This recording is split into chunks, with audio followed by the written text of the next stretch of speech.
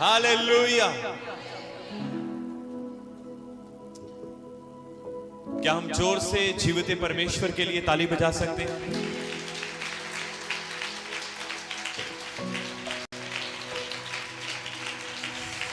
जोर से हालेलुया। अब जितना सम्मान, जितना आदर, जितनी महिमा आप खुदावन यीशु मसीह के नाम को दोगे, उतना ही मेरा परमेश्वर आपके आदर को बढ़ाएगा। ये हालेलुया। जोर से उसके आदर को। जितने पीछे बैठे हैं, जितने चेयर के ऊपर हैं, क्या आप जोर से ये हालेलुया। किसी इंसान के लिए नहीं, पर जीवित परमेश्वर के लिए। आप प्लीज कहें अपने हाथों को, सब बच्चे भी उठाएं अपने हाथों को और कहें, मेरा परमेश्वर भला है, मेरा परमेश्वर भला है, मेरा परमेश्वर प्रेमी है, मेरा परमेश्वर दयालु है, मेरा परमेश्वर सामर्थी है। जरूरत पड़ने पर वो उतर आता है, जरूरत पड़ने पर वो हमारे साथ होता है। आमीन, हालेलुया। ये है हमारा परमेश्वर। उसने कहा तू पुकार, मैं तेरी सुन लूंगा। उसने कहा तू पुकार, मैं सुन लूंगा, तेरी सुनूंगा। मुश्किल के समय में तुझे अकेला ना छोड़ूंगा। देखो उसका वचन कितना सच्चा है ना। उसका वचन पूरा होता है, उसका वचन पूरा होता है। उसने कहा है ना तो मैं तुम्हें छोड़ूंगा, ना मैं त्यागूंगा। चाहे रात का 1 बजा हो, चाहे सुबह के 4 हो, चाहे कड़ी धूप हो, चाहे आंधी हो, चाहे तूफान हो, चाहे अंधकार हो, चाहे कुछ भी हो, मैं तुम्हें ना छोड़ूंगा, ना मैं तुम्हें त्यागूंगा। वो परमेश्वर है। आइए हम जल्दी से परमेश्वर के वचन की ओर चलेंगे और हम थोड़ा समय परमेश्वर के वचन में मनन करेंगे। और मेरा विश्वास है कि आप सब परमेश्वर के वचन के द्वारा बहुत सारी आशीष को पाएंगे। क्या मेरे साथ भाई डिंपल आप खोल सकते हो पहला राजा, 1 किंग, उसका 10 अध्याय।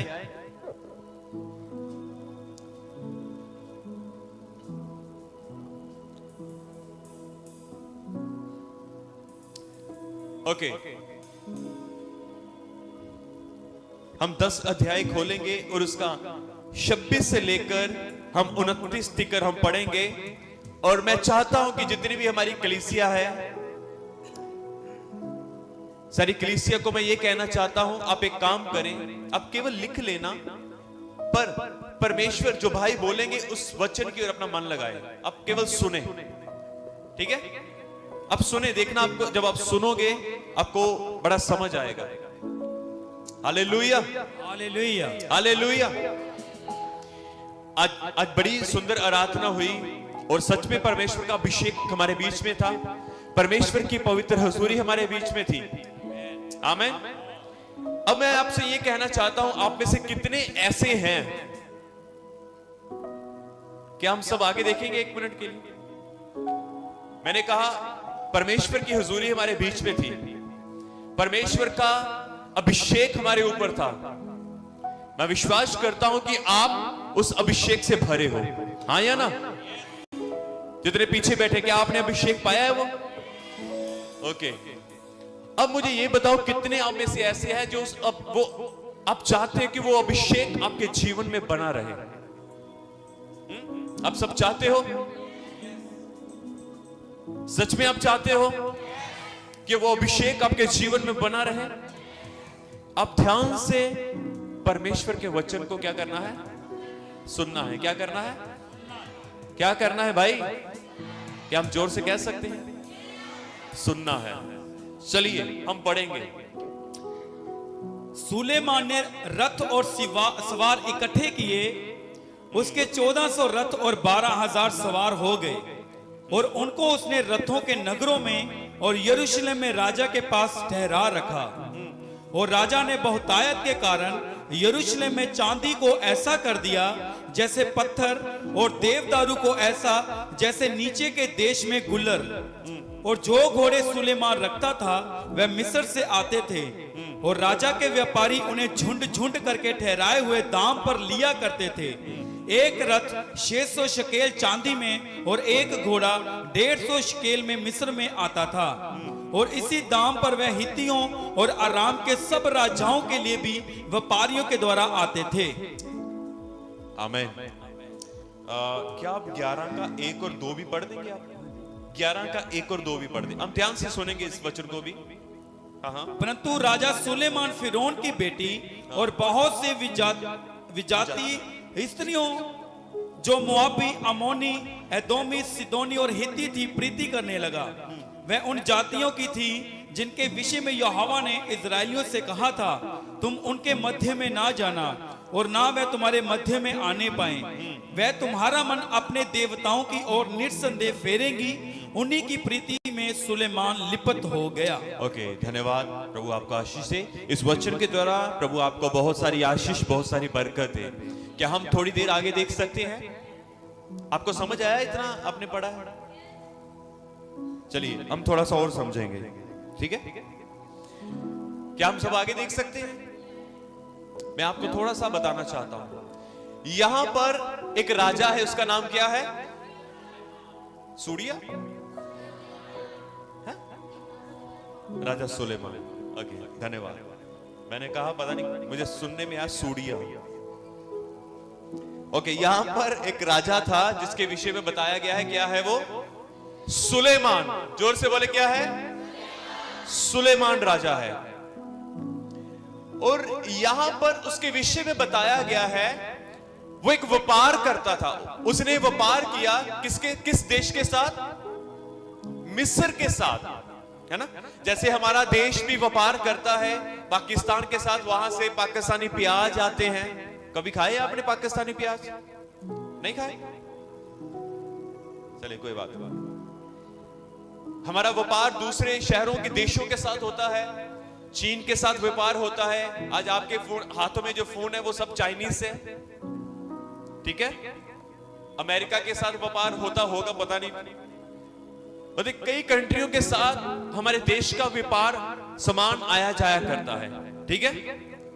कहीं से कुछ आ गया, कहीं से कुछ आता है। कई स्टेट से पंजाब स्टेट से और दूसरी स्टेट जो होती है उनके साथ व्यापार होता है आपस में, ठीक है? समझे आप? और उसी प्रकार से यहां पर सुलेमान के बारे में बताया गया है। सुलेमान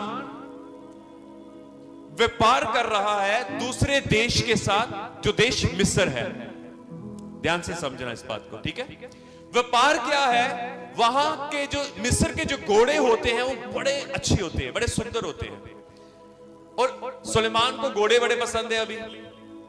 और सुलेमान मिस्र के साथ व्यापार कर रहा है, और मिस्र से अपने लिए क्या मंगवाए उसने? जोर से बोलो, क्या मंगवाए? घोड़े। और यहां पर और भी बहुत कुछ लिखा है जो उसने वहां से मंगाया, वहां से लिया। घोड़े लिए वहां से, और भी बहुत कुछ यहां पर लिखा हुआ है, ठीक है? और आगे लिखा है घोड़े लिए, यहां तक ठीक था। कुछ और व्यापार किया, वो भी ठीक था। ठीक वैसे था नहीं, पर उसने किया। पर आगे लिखा है, जब आप 11 की 1 और 2 को पढ़ते हो, बाइबल कहती है सुलेमान ने मिस्र के अंदर, मिस्र का जो राजा था उसकी बेटी के साथ विवाह कर लिया, ठीक है? समझ आया? उसने उस देश का जो राजा था, उस देश के राजा की बेटी के साथ भी क्या कर लिया? विवाह कर लिया। और विवाह करके उसको कहां पर लेकर आया? अपने पास। समझ आ रहा है? अपने पास ले आया। बेटी को लेकर आया तो आया, पर अपने उसके साथ और भी बहुत सारी स्त्रियों को लेकर आया। और भी बहुत सारी स्त्रियों को लेकर आया।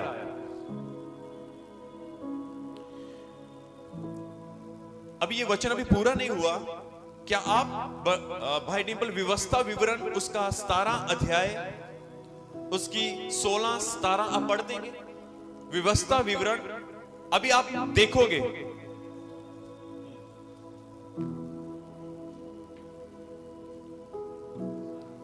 सतारा की 16 17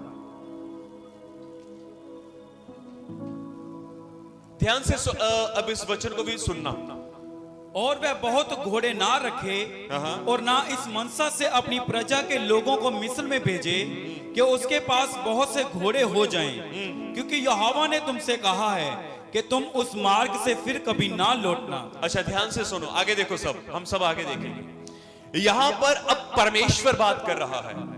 कौन बात कर रहा है? किसने बात की? परमेश्वर ने। और यहां पर परमेश्वर बात करते हैं और कहते हैं कि और बहुत से घोड़े, क्या आप मेरे साथ हो?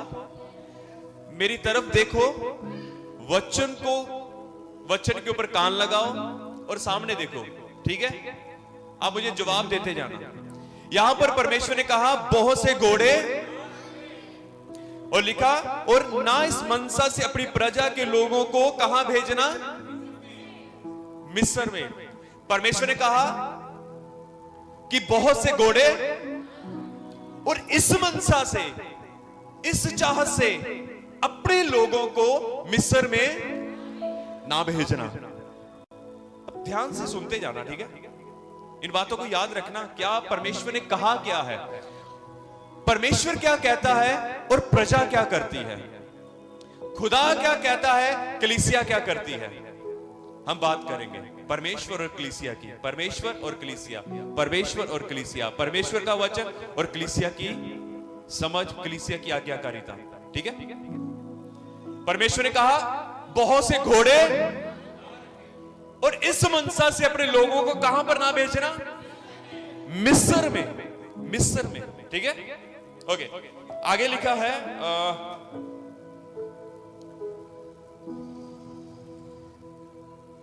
आगे लिखा है कि मिस्र में ना भेजना कि उसके पास बहुत से घोड़े हो जाएं, क्योंकि यहोवा ने उनसे कहा है।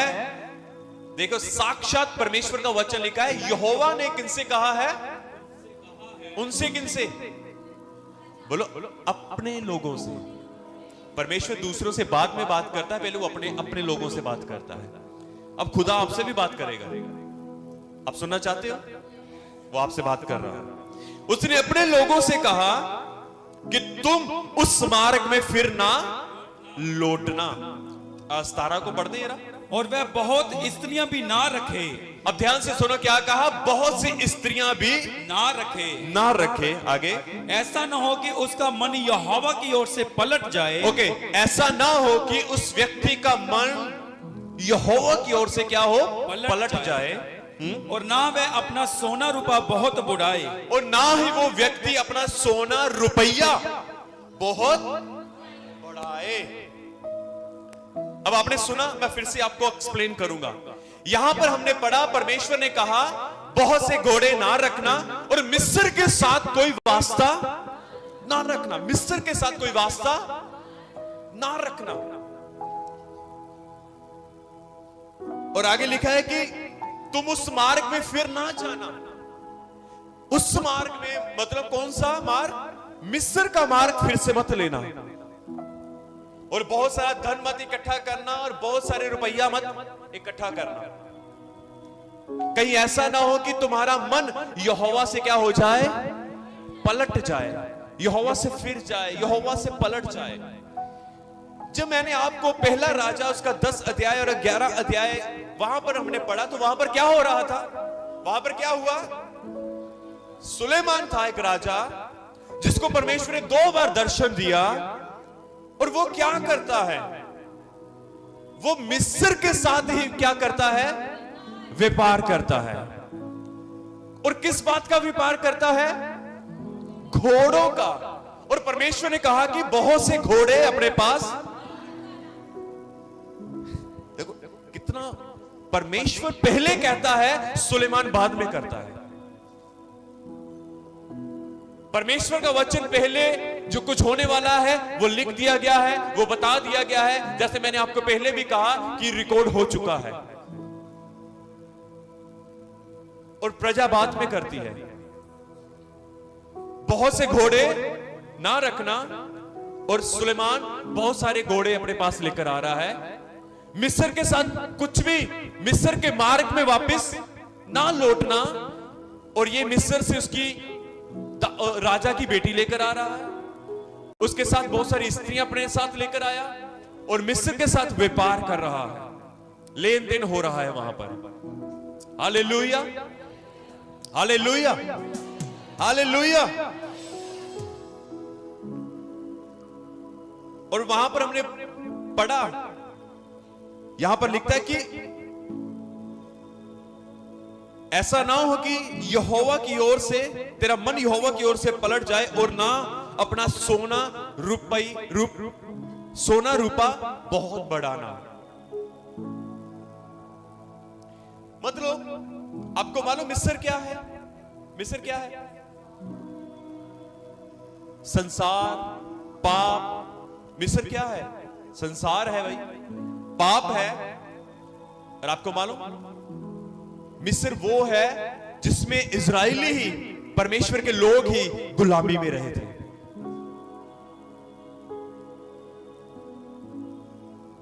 मिस्र वो है जो परमेश्वर के लोग उस देश में गुलामी में रहे थे। हालेलुया। मिस्र मतलब गुलामी, और इजरायली वहां पर गुलामी के अंदर थे। बेबीलोन मतलब गुलामी, क्योंकि इजरायली वहां पर गुलामी के अंदर थे। अब खुदा कह रहा है उन लोगों के साथ, उस देश के साथ तुम्हारा कोई लेन देन ना हो, तुम वहां पर कोई व्यापार मत करो, तुम उनके साथ कोई वास्ता ना रखो, तुम उनके साथ कोई बातचीत ना करो, तुम उनकी औरतों को, उनकी स्त्रियों को, उनकी बेटियों को अपने पास विवाह करके ना लेकर आओ, क्योंकि परमेश्वर चाहता था कि तुम्हारा रिश्ता, मैंने तुम्हें गुलामी से बाहर निकाल दिया है, अब तुम फिर से गुलामी में मत जाओ।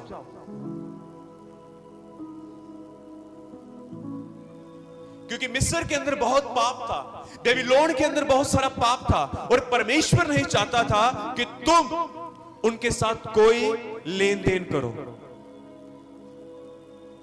क्योंकि वो एक दुनियावी लोग थे, वो एक मूर्ति पूजक थे, वो अपने देवताओं की उपासना करते थे। इसलिए परमेश्वर ने कहा कि तुम उनके साथ कुछ भी ऐसा मत रखना रिश्ता, ऐसा ना हो कि तुम्हारा मन यहोवा से क्या हो जाए, पलट जाए।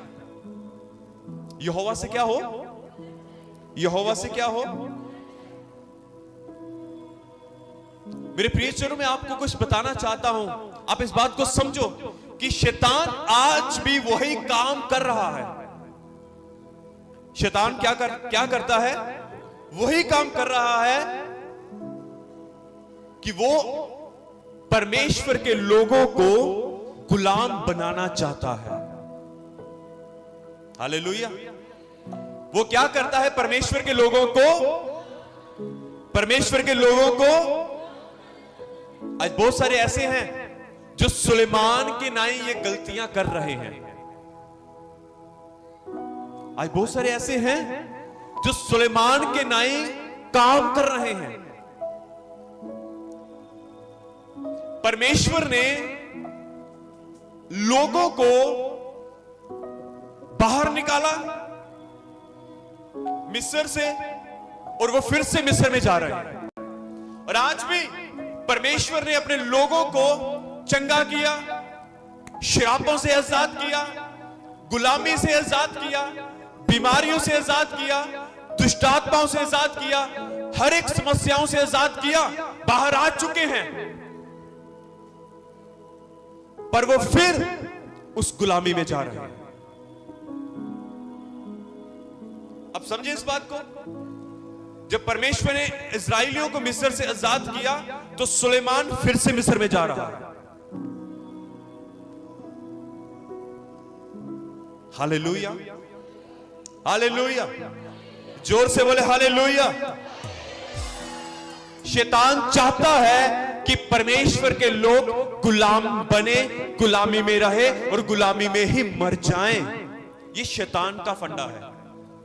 ये शैतान की सोच है, पर परमेश्वर नहीं चाहता कि आप लोग गुलाम बने, गुलामी में जाएं और गुलामी में मरे।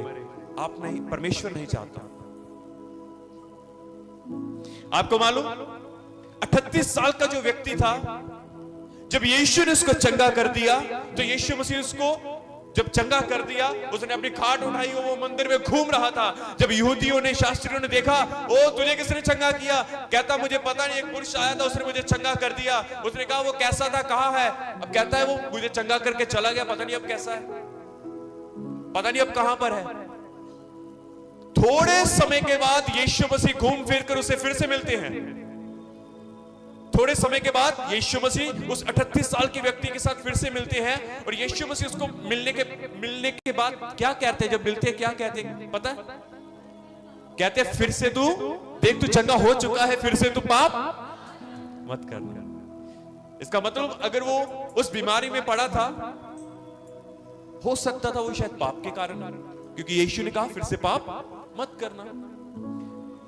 यीशु ने क्या कहा, इस बात को समझो। यीशु ने कहा देख मैंने तुझे बीमारी से चंगा कर दिया है, देख मैंने तुझे श्रापों से आजाद कर दिया है, देख मैंने तुझे पूरी तरह छुटकारा दे दिया है, तू चंगा भला हो चुका है। अब यीशु मिलने के बाद कहता है देख भाई मैंने चंगा कर दिया, अब तू फिर से उस गुलामी में मत जाना, जिसके कारण वो श्राप, वो बीमारी, वो क्लेश वो तेरे ऊपर फिर से आ जाए।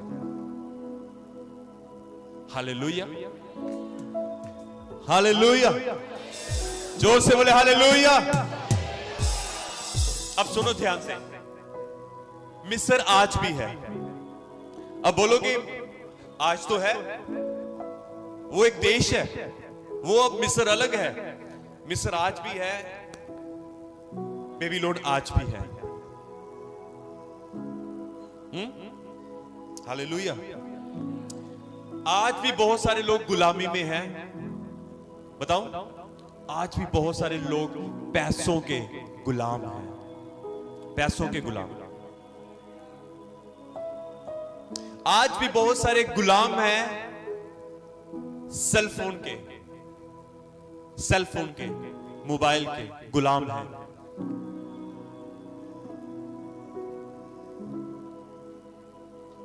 आज भी बहुत सारे व्यभिचार के गुलाम हैं, व्यभिचार के गुलाम हैं। इस बात को समझना। आज भी बहुत सारे ऐसे हैं जो नशों के गुलाम हैं। आज भी बहुत सारे ऐसे हैं जो अपने शरीर के गुलाम हैं। कितनों को समझ आ रहा है?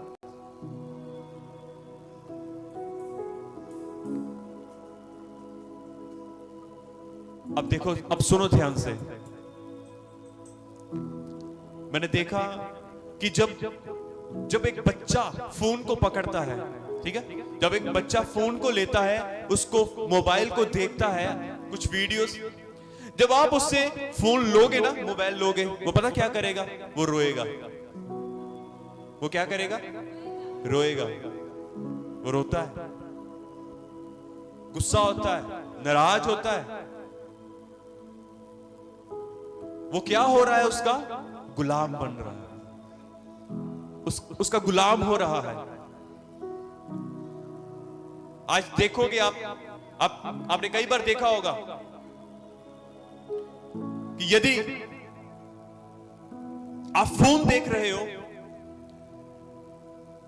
कोई आपको बोले कि फोन बंद कर दे, आपको गुस्सा आएगा, आपको गुस्सा आएगा। फोन बंद कर दे, फोन मत देख, टीवी मत देख, आपको गुस्सा आएगा। देखना, आपने देखा होगा कई बार। गुस्सा क्यों आ रहा है? उसका कारण क्या है? उसका कारण यह है क्योंकि वो व्यक्ति उस फोन का गुलाम हो रहा है। हालेलुया। जो व्यभिचार के अंदर हैं, जो गलत रिलेशन के अंदर हैं, यदि आप उसको बोलोगे ना ये गलत रिलेशन छोड़ दे, वो आपसे बोलना बंद कर देगा, वो आपको छोड़ देगा, वो उस रिलेशन को नहीं छोड़ेगा। यहां तक कि वो अपने मां बाप से भिड़ जाएगा, पर वो उस रिलेशन को नहीं छोड़ेगा। क्योंकि वो उस रिलेशन का गुलाम हो चुका है।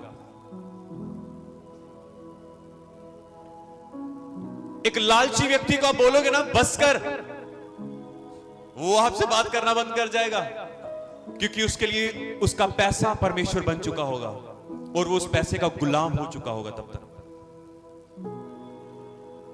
मेरी बात समझ रहे हो आप? आपको समझ आ रही है? ओ जितने पीछे बैठे हैं, क्या आपको समझ आ रहा है? जोर से बोले हालेलुया, हालेलुया। आप नशे वालों को देखो, जितने नशा करते हैं, आप उनको बोलो नशा छोड़ दो, वो नहीं छोड़ेंगे। आप उनको पैसा देना बंद करो, वो अपने माँ बाप को मारेंगे। मैंने एक परिवार, मैं और मेरी पत्नी, हम एक परिवार में गए। मुझे पता ये एक परिवार नहीं है, बहुत सारे परिवार हैं, और मैंने बहुत सारे लोगों को देखा भी है। मैंने बहुत सारे ऐसे जवानों को देखा है जो हमने देखा। आज से बहुत साल पहले इस चर्च में एक परिवार आता था, पर किसी कारण उन्होंने छोड़ दिया, वो नहीं आते अब, क्योंकि वो बने नहीं रहे। जब हम उनके घर में जाते थे, मैं और मेरी पत्नी, मैं आपको बताना चाहता हूं, उनका बेटा नशे में था। जब उसकी मां उसको पैसे देती थी और वो नशा कर लेता था, और अपनी मां से इतना प्यार करता था, उसका हर एक कहना मानता था। जब उसकी मां पैसे देने से मना कर देती, मैं आपको बताऊं, वो अपनी मां को मारता था।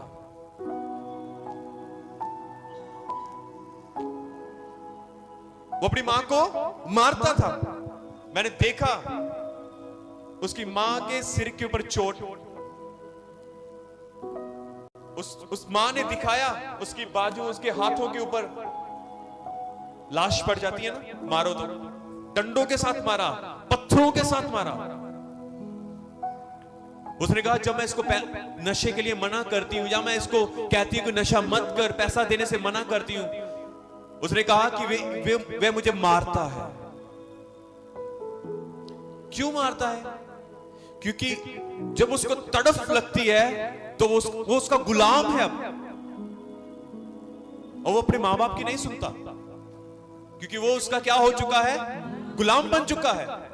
आज भी बहुत सारे ऐसे हैं जो इन चीजों के गुलाम हैं, और इस गुलामी के कारण जो लोग इन चीजों के गुलाम है ना, वो अपने परिवार को कोई अहमियत नहीं देते, वो अपने पेरेंट्स की कोई इज्जत नहीं करते, वो अपनी पत्नी की कोई इज्जत नहीं करते, वो अपने बच्चों की कोई इज्जत नहीं करते, क्योंकि वो लोग इन चीजों के गुलाम बन चुके हैं। आपने देखा होगा, आपने भी देखा होगा। हालेलुया, जोर से बोले हालेलुया, हालेलुया।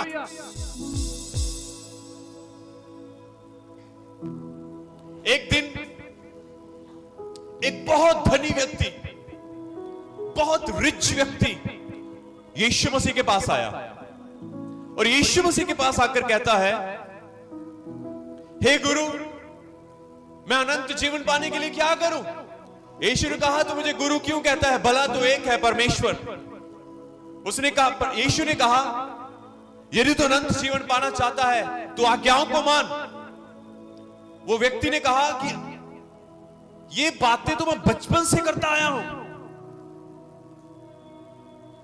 ये बातें मैं बचपन से करता आया हूं, बचपन से मैंने सारी आज्ञाएं मानता आया हूं, सब कुछ मानता आया हूं। कहता ठीक है। यीशु ने कहा ठीक है।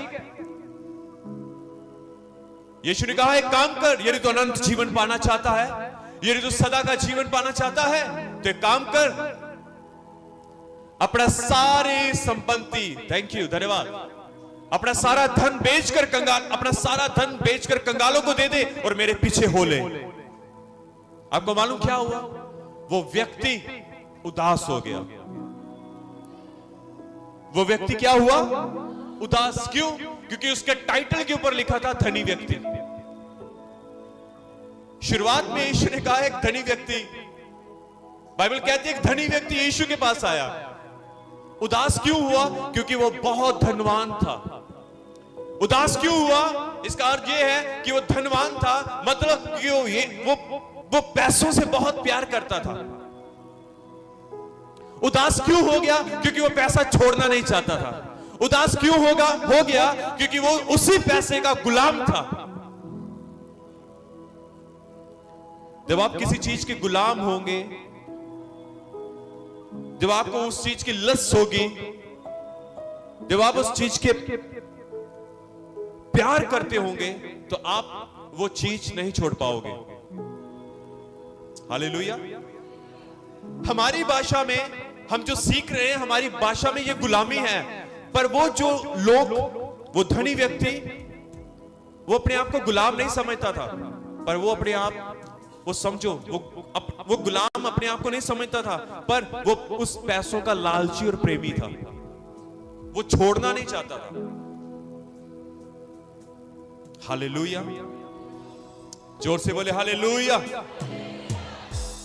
बाइबल कहती है वो उदास हो गया और उदास होकर क्या वहां से चला गया। जोर से बोले हालेलुया। जोर से बोले हालेलुया। मेरी बात सुनो ध्यान से मेरे प्रिय सुनो, इस बात को समझो। यदि आप परमेश्वर से बढ़कर पैसे को अहमियत या उससे प्रेम करते हो, तो आप गुलाम हो और आपके अंदर प्रेम नहीं है परमेश्वर के प्रति।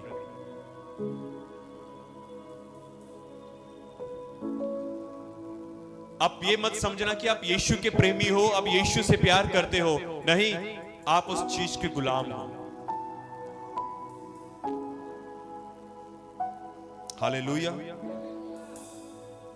अब सुनो, एक और व्यक्ति के बारे में बताता हूं जो बाइबल में है। एक दिन यीशु मसीह गांव के अंदर से जा रहे थे, एक गांव में से जा रहे थे और बहुत सारी भीड़ यीशु के इर्द गिर्द थी। और एक बड़ा छोटा सा व्यक्ति, बड़े छोटे कद का था, और जब उसने देखा कि बहुत सारी भीड़ है, बहुत सारी भीड़ है, तब उसने देखा तो क्या देखता है कि ये भीड़ किसके लिए है? ये कौन है यीशु? वो यीशु को देखने के लिए गुल्लर के पेड़ के ऊपर चढ़ गया। क्या हुआ कि जब यीशु ने उस व्यक्ति की ओर देखा जिसका नाम जक्कई था, और वे भी बहुत धनवान था। बाइबल कहती वो भी एक धनी व्यक्ति था, जक्कई। जब यीशु ने उसकी ओर देखा और यीशु ने कहा, जक्कई नीचे उतरा, क्योंकि आज मुझे तेरे ही घर जाना है। किसके घर जाना है? जक्कई, जक्कई तेरे घर जाना है। जक्कई जल्दी से नीचे उतरा और यीशु मसीह को साथ लेकर अपने घर में चला गया। कोई वार्तालाप नहीं हो, यीशु मसीह बैठे हैं, सब चेले बैठे हुए हैं, सब लोग खा पी रहे हैं। आपको मालूम क्या हुआ? यहां पर क्या हुआ?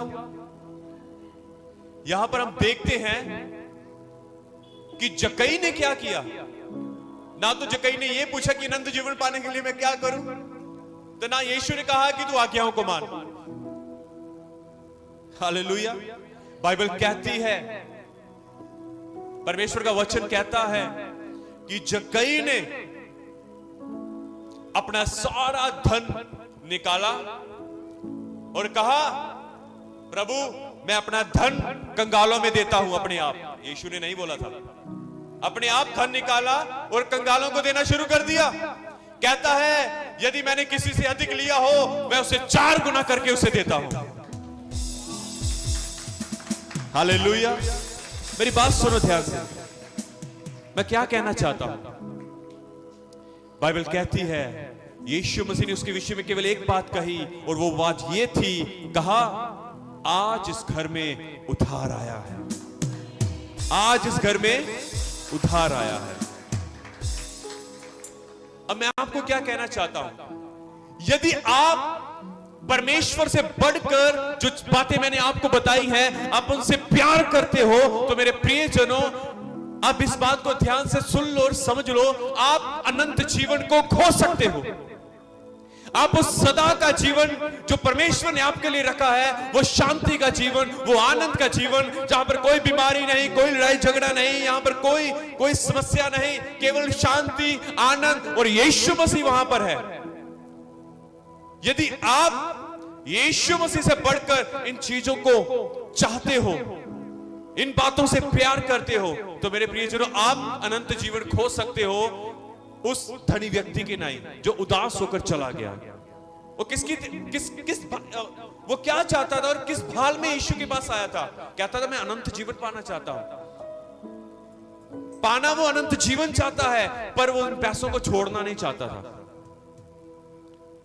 मेरे प्रियजनों, आप इस बात को समझो, यदि आपके जीवन के अंदर यीशु मसीह से ज्यादा कोई बात है या कुछ और चीज है या कोई और वस्तु है जो आपके अंदर गहरी है, या फिर आपके अंदर आप उस चीज से प्यार करते हो, तो आप उस अनंत जीवन को खो सकते हो। क्योंकि आपका, बाइबल कहती है, परमेश्वर ने कहा, यदि तू मिस्र के साथ लेन देन रखेगा, अधिक घोड़े तू वहां से लेकर आएगा, तो तेरा मन यहोवा से फिर सकता है। पढ़ा था ना अभी? यही खुदा कहना चाहता है कि भाई, मेरे बेटे, मेरी बेटी, यदि तू ऐसा करेगा, यदि तू फिर से इन संसारिक और दुनियावी और नाशवान चीजों के ऊपर अपना मन लगाएगा, तो तू यहोवा से फिर सकता है। भजनकार 119 के अंदर अपने लिए कहता है, हे मेरे परमेश्वर, मेरी आंखों को इन नाशवान, इन व्यर्थ चीजों से फेर दे। हालेलुया। मेरे प्रियजनों, आप इस बात को समझो, परमेश्वर क्यों नहीं चाहता कि आप कुछ भी ऐसा करो जिससे आप परमेश्वर से दूर हट जाओ। हालेलुया। परमेश्वर ने कहा, ऐसा ना हो कि तुम यहोवा से फिर जाओ। वो सारी बातें आपको बता रहा है। जोर से बोले हालेलुया, हालेलुया। मेरे प्रियजनों, आपने खुदावन यीशु के ऊपर विश्वास किया है और आप गुलामी से अब स्वतंत्र हो चुके हो। अब फिर से ऐसा ना हो कि आप स्वतंत्रता से गुलामी की ओर चले जाओ। बाइबल कहती है,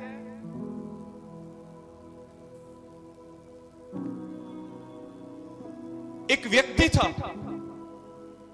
उस व्यक्ति का नाम था एलीमेलक। उसकी पत्नी का नाम था नाओमी। उसके 2 बच्चे थे। बाइबल कहती है, जिस जगह के ऊपर रहते थे वो बैतलहम था, और उन्होंने बैतलहम को छोड़कर, क्योंकि थोड़े समय के लिए उस बैतलहम में अकाल पड़ा था, पर उन्होंने उस बैतलहम को छोड़कर कहां चले गए? दूसरे मोआब देश में चले गए। अब सुनो, जब वो वहां पर गए, वहां पर नाओमी का पति मर गया, नाओमी के दोनों बेटे मर गए। इस बात को समझो ध्यान से। आपको मालूम बैतल क्या है? बैतलहम क्या है? आपको मालूम बैतलहम क्या है? बैतलहम ब्लेसिंग है, और बैतलहम को कहा गया है रोटी का घर। Yes, thank you. रोटी का घर कहा गया है। क्या कहा गया है बैतलहम को? रोटी का घर। और ये एलीमेलेक, उसकी पत्नी नाओमी और उसके दोनों बच्चे रोटी के घर को छोड़कर उस कर्ज वाले देश में चले गए। और वहां पर जाकर क्या हुआ? उसने अपने पति को, उसने अपने दोनों बच्चों को खो दिया। अब इस बात को समझो, आप स्वतंत्र हो चुके हो, पर आप स्वतंत्र हो चुके हो, अब फिर से अपनी स्वतंत्रता को कभी कहीं गवा ना बैठना। इसलिए परमेश्वर कहता है कि उन संसारिक चीजों से अलग रहो, कहीं ऐसा ना हो कि आपका मन यहोवा से, खुदावन यीशु से फिर जाए। मेरे पास आपको बताने के लिए बहुत सारी बातें हैं। मेरे प्रियजनों, आज फैसला करो अपने जीवन में, आज निर्णय लो, संसार या परमेश्वर, संसार या परमेश्वर? क्या कहते हो आप? संसार या परमेश्वर? मैं फिर से पूछूं, संसार या फिर परमेश्वर? अभी भी बहुत कम लोग बोले। संसार या परमेश्वर? क्या आप अपने हाथों को उठाकर बता सकते हो, संसार या परमेश्वर? मेरे प्रियजनों, आज की सभा को खत्म होने से पहले, अपने घर जाने से पहले एक पक्का निर्णय लें कि आपने अपने जीवन में करना क्या है।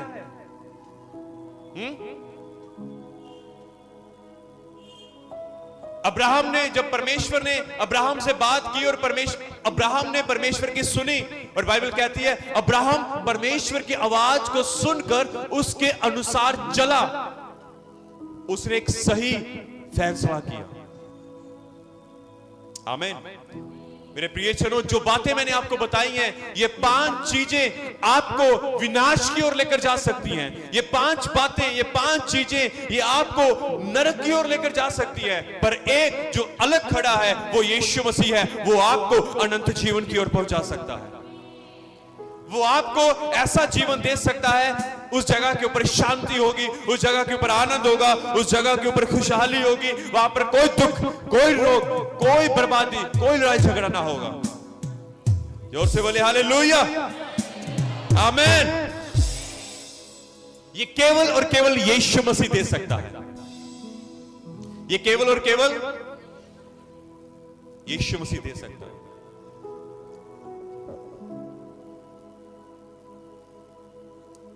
आमीन।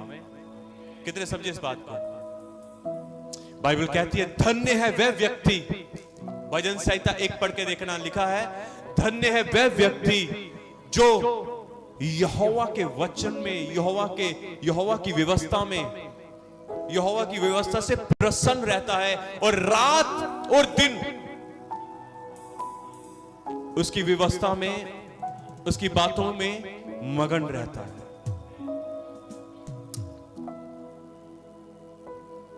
आप, वो व्यक्ति आशीषित है, होने वाला नहीं है, आशीषित है। अब अगर आप बाइबल को पढ़ रहे हो तो आप आशीषित हो। यदि आप इसके ऊपर मनन कर रहे हो, आप आशीषित हो। यदि आप इसके ऊपर इसके अनुसार अपने जीवन को जी रहे हो तो आप आशीषित हो। आमीन। जोर से बोले हालेलुया, हालेलुया, हालेलुया। मैंने आपको बताया है, आपको इन बातों के ऊपर गौर करना है। हालेलुया। कितने समझे इस बात को? समझ आया वचन को? परमेश्वर कहता है मिस्र के साथ कोई लेन देन ना करना। परमेश्वर कहता है जिस गुलामी से मैंने तुम्हें छुड़ाया है, उन चीजों से, व्यभिचार से, नशों से तुम्हारा कोई लेन देन ना हो, और ऐसे लोगों के साथ भी तुम्हारा कोई उठना बैठना ना हो। समझते इस बात को? क्योंकि मैंने अब तुम्हें वहां से आजाद किया है, वहां से उठाया है, और मैंने तुम्हें कहां पर लेकर आया है? स्वतंत्र जगह के ऊपर, रोटी वाले घर की। आपको मालूम ये क्या, कौन सा घर है? ये रोटी वाला घर है।